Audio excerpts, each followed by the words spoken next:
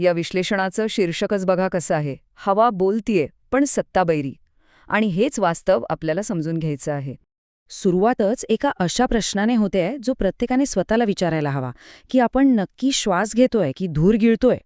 आणि एक गोष्ट लक्षात घ्या, हा प्रश्न आता काही कवींच्या ओळींपुरता राहिलेला नाहीये, तो थेट आपल्या फुफ्फुसात लिहिला जातोय. इतकी गंभीर परिस्थिती आहे. चला तर मग पहिल्या विभागात बघूया की सध्याची परिस्थिती नेमकी कशी आहे, श्वास की धूर. इथे बघा गंमत कशी आहे. एका बाजूला नेते मंडळी काय म्हणतात, अवो हवा सुधारेल, पण दुसरीकडे हवा स्वतःच विचारतीये, मी तर आधीच खराब आहे, तुमचं काय? म्हणजे बघा, हा जो फरक आहे ना, तोच सगळं काही सांगून जातो.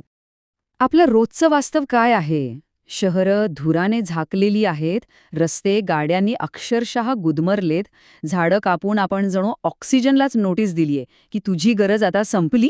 आणि या सगळ्यावर कळस म्हणजे तोंडावर मास्क लावून आपण आव आणतो की सगळं अंडर कंट्रोल आहे. आता वळूया दुसऱ्या विभागाकडे. ह्या संकटावरचा आपला प्रतिसाद कसा आहे? सोप्या शब्दात सांगायचं तर चर्चा मोठी आहे पण कृती मात्र छोटी. चर्चा तर बघा किती मोठी होते. एअर क्वालिटी इंडेक्स तो किती वाढला, किती कमी झाला, यावर तासनतास बोललं जातं. पण जेव्हा आपण कृती बघतो ना, तेव्हा त्याला क्वालिटी मिसिंग इंडेक्स म्हणणंच जास्त योग्य वाटतं. आणि हे जे काही निष्क्रियतेचं चक्र आहे ना, ते तर अजूनच भारी आहे. बघा धूर वाढला की काय होतं? बैठका होतात. बैठका वाढल्या की फाईली तयार होतात.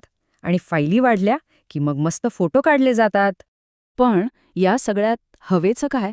ती बिचारी तशीच घुसमटत राहते. मूळ प्रश्न तसाच राहतो. चला आता फक्त टीका नाही तर उपायांबद्दल बोलूया. कारण उपाय अस्तित्वात आहेत, फक्त त्यांच्यावर काम करण्याची गरज आहे. एक गोष्ट अगदी स्पष्ट आहे, या समस्येवरचे उपाय घोषणांमध्ये नाहीयेत, ते कृतीमध्ये आहेत. मग हवा आपल्याकडून काय मागतेय? पहिलं म्हणजे सार्वजनिक वाहतूक व्यवस्था फक्त नावाला नको, ती खऱ्या अर्थाने मजबूत करा. दुसरं, बांधकामाच्या धुळीवरचं नियंत्रण फक्त कागदावर नको, ते प्रत्यक्षात जमिनीवर दिसायला हवं. तिसरं, फक्त झाडं लावू नका, ती जगतायत की नाही यावर लक्ष द्या. चौथं, कंपन्यांमधून बाहेर पडणाऱ्या धुरावर रिअल टाईम लक्ष ठेवा आणि तो डेटा लपवू नका. आणि हो, कारपूलिंग आणि ईव्ही हे आता ट्रेंड नाहीयेत, तर ती काळाची गरज आहे. आणि आता आपण पोहोचलो आहोत या विश्लेषणाच्या सर्वात महत्त्वाच्या भागाकडे, जो या समस्येला आपल्या मूलभूत हक्कांशी जोडतो. ही एक ओळ खरं तर सगळं काही सांगून जाते. हवा शुद्ध करण्यासाठी घोषणा नाही, तर शुद्ध इरादा हवा. सगळा खेळ हा तुमच्या हेतूचा आहे.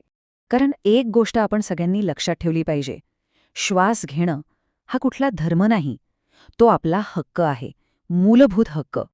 आणि जिथे हक्काचा प्रश्न येतो तिथे चर्चा होत नसते, तिथे थेट निर्णय घ्यावा लागतो, फक्त निर्णय. म्हणूनच आज हवा आपल्याला थेट विचारतीये, तुम्ही मला वाचवणार आहात की माझ्याशिवाय जगायची सवय लावणार आहात?